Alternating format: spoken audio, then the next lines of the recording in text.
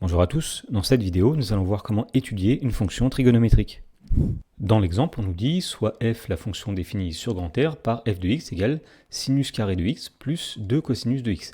Dans la première question on nous demande tout d'abord d'étudier la parité de la fonction f. Alors étudier la parité de la fonction f ça signifie montrer que la fonction est paire ou impaire. Alors on va rappeler ce que c'est qu'une fonction paire tout d'abord. Une fonction est paire si pour tout réel x, f de moins x est égal à plus f de x, et une fonction sera impaire si pour tout réel x, f de moins x égale à moins f de x. Donc ce qu'on va faire ici, c'est qu'on va calculer f de moins x et regarder si on a f de x ou bien f de moins x. Donc on va dire que pour tout réel x, eh bien tout d'abord f de moins x, c'est égal, alors on va remplacer tous les x par des moins x, donc tout d'abord on va avoir sinus carré de moins x plus 2 cosinus de moins x. Ensuite, on va utiliser des propriétés des fonctions sinus et cosinus. Donc la première propriété qu'on va utiliser, c'est que la fonction sinus est une fonction impaire, autrement dit, sinus de moins x, c'est moins sinus de x. La deuxième propriété qu'on va utiliser, c'est que la fonction cosinus est une fonction paire, c'est-à-dire que cosinus de moins x, c'est plus cosinus de x. Alors, si on revient au calcul de f de moins x, donc tout d'abord, nous allons calculer sinus carré de moins x. Alors, sinus carré de moins x, c'est tout simplement sinus de moins x le tout au carré, et donc ensuite on va calculer 2 cosinus de moins x. Alors on a dit que sinus de moins x c'était égal à moins sinus de x, et donc le tout au carré, plus 2 fois. Alors cosinus de moins x, on sait que c'est plus cosinus de x, donc 2 fois cosinus de x. Ensuite on va dire que moins sinus x au carré, eh bien c'est moins sinus x fois moins sinus x, c'est-à-dire plus sinus x au carré, qu'on va noter sinus carré de x, plus 2 cosinus de x, et donc on retrouve ici l'expression de la fonction f, c'est-à-dire qu'on a ici f de x, et donc puisque pour tout réel x, f de moins x est égal à f de x, eh bien on peut en déduire que la fonction f c'est une fonction paire. Dans la question B, on nous demande de montrer que la fonction f est périodique de période de pi. Alors pour montrer qu'une fonction est périodique de période de pi, eh bien on va montrer que pour tout réel x, f de x plus de pi est égal à f de x. Alors on va dire que pour tout réel x, eh bien lorsqu'on calcule f de x plus de pi, on va tout simplement remplacer tous les x par x plus de pi. Donc tout d'abord nous allons avoir sinus carré de x plus de pi plus 2 cosinus de x plus de pi. Alors comme tout à l'heure, on va dire que sinus carré de x plus de pi, c'est la même chose que sinus de x plus de pi, le tout au carré. Et donc plus 2 cosinus de x plus de pi. Et à partir de là, on va utiliser une propriété des fonctions sinus et cosinus. On va utiliser le fait que ces deux fonctions sont 2π périodiques. Autrement dit, sinus de x plus 2π, c'est toujours égal à sinus de x. Et cosinus de x plus 2π, c'est égal à cosinus de x. Donc si on revient au calcul de f de x plus 2π, eh bien tout d'abord, on va remplacer sinus de x plus 2π par sinus de x, le tout au carré, plus 2. Alors cosinus de x plus de pi, on a dit que c'est la même chose que cosinus de x. On peut réécrire ça sous la forme sinus carré de x plus 2 cosinus de x, et on se rend compte finalement que, eh bien, on a obtenu f de x. Et donc on a démontré que pour tout réel x, f de x plus de pi est égal à f de x. Donc on en déduit que la fonction f est périodique de période de pi. Dans la question C, on nous demande d'en déduire qu'il suffit d'étudier f sur l'intervalle 0π, et bien pour cela on va utiliser les deux propriétés précédentes qu'on vient de démontrer. Alors tout d'abord on va dire que comme la fonction f est 2π périodique, elle est périodique de période de pi, et bien il suffit de l'étudier sur un intervalle de longueur la période, c'est-à-dire un intervalle de longueur de pi. Par exemple on peut l'étudier sur l'intervalle moins pi, pi. Ensuite on va dire que bien, comme la fonction f est une fonction paire, on sait, c'est une propriété des fonctions paires, que sa représentation graphique est symétrique par rapport à l'axe des ordonnées. Et donc, puisqu'il y a une symétrie par rapport à l'axe des ordonnées, eh bien, on peut couper l'intervalle sur lequel on étudiait la fonction f en deux. Autrement dit, il suffit d'étudier la fonction f sur l'intervalle 0π, et en faisant une symétrie, on aura aussi les variations de la fonction f sur l'intervalle moins pi 0. Dans la question suivante, on nous demande d'étudier les variations de la fonction f sur l'intervalle 0π. Donc pour cela, on va tout d'abord dériver la fonction f et étudier le signe de sa dérivée. Alors on va dire que pour tout réel x appartenant à l'intervalle 0π sur lequel on étudie la fonction f, eh bien f' de x sera égal. Donc tout d'abord, on va faire la dérivée de sinus carré de x plus la dérivée de 2 cosinus de x. Alors pour dériver sinus carré de x, on va utiliser une formule qui est que la dérivée de u puissance n, eh bien c'est n fois u puissance n-1 multiplié par u'.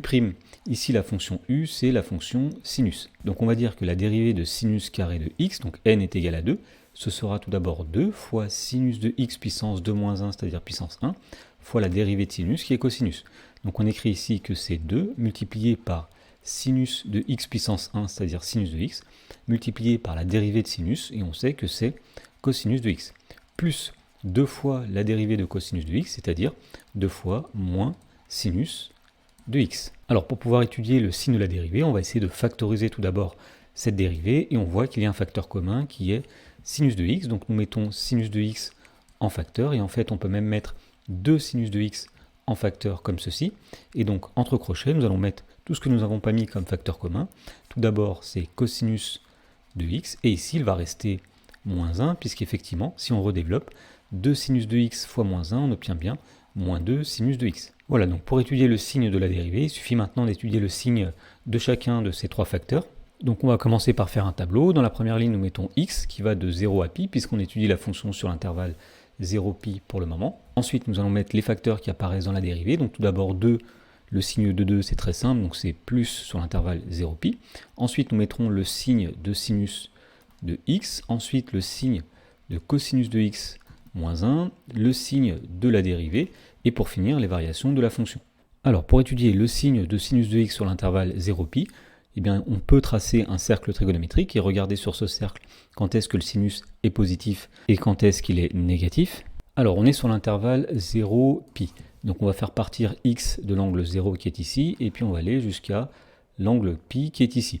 Alors, lorsque x parcourt tous les angles de 0 jusqu'à pi, eh bien, nous sommes sur cette portion du cercle trigonométrique, et dans tous les cas, eh bien, le sinus sera un nombre qui est positif, puisqu'ici on est au-dessus de l'axe des abscisses. Donc nous pouvons dire ici que sinus de x sera positif sur l'intervalle 0pi. Il y a juste un endroit où le sinus vaudra 0, c'est quand x vaut 0, ou bien quand x vaut pi. Ensuite, il nous suffit d'étudier le signe de cosinus de x moins 1, mais on va étudier une propriété qui dit que le cosinus d'un nombre est toujours inférieur ou égal à 1.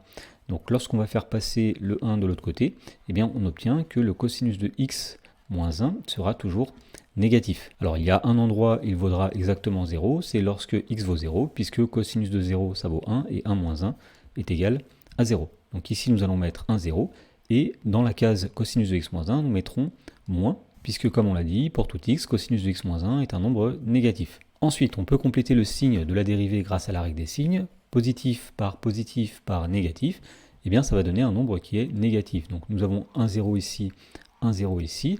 Et pour finir, puisque la dérivée finalement est négative sur l'intervalle 0pi, on en déduit que la fonction f est une fonction décroissante sur l'intervalle 0pi. Pour finir de compléter ce tableau, il suffit de mettre les images. Donc tout d'abord, f de 0, eh bien c'est tout simplement lorsqu'on remplace x par 0, c'est-à-dire sinus carré de 0 plus 2 cosinus de 0. Alors sinus de 0, on sait que c'est 0, donc au carré ça donne encore 0. Cosinus de 0 c'est 1, 2 fois 1 c'est-à-dire 2, donc f de 0 c'est 2. Ensuite on va calculer f de pi. Alors f de pi c'est lorsqu'on remplace tous les x par pi, c'est-à-dire sinus carré de pi plus 2 cosinus de pi. Alors sinus carré de pi, donc sinus de pi on sait que c'est égal à 0, donc sinus carré de pi, 0 au carré ça fera 0. Plus 2 fois cosinus de pi, alors le cosinus de pi il est égal à moins 1, 2 fois moins 1 c'est-à-dire moins 2, donc 0 plus moins 2 on obtient moins 2, f de pi c'est moins 2. Dans la question B, on nous demande d'en déduire le tableau de variation de la fonction f sur l'intervalle moins pi, pi. Alors pour cela, on va reprendre le tableau de variation sur l'intervalle 0pi que nous avons fait dans la question précédente, et on va utiliser la parité de la fonction f. Donc on va tracer un tableau de variation avec x qui va de moins pi jusque pi, et en dessous, pour tracer les variations de la fonction f, eh bien on va réutiliser le fait que tout d'abord la fonction est décroissante sur l'intervalle 0pi, donc entre 0 et pi, ici nous mettons une flèche vers le bas, avec f de 0 qui valait 2 et f de pi qui valait moins 2. Alors, puisque la fonction est paire, nous avions dit que sa représentation graphique est symétrique par rapport à l'axe des ordonnées, et donc si la fonction est décroissante sur l'intervalle 0pi, par symétrie, elle sera croissante sur l'intervalle moins pi 0.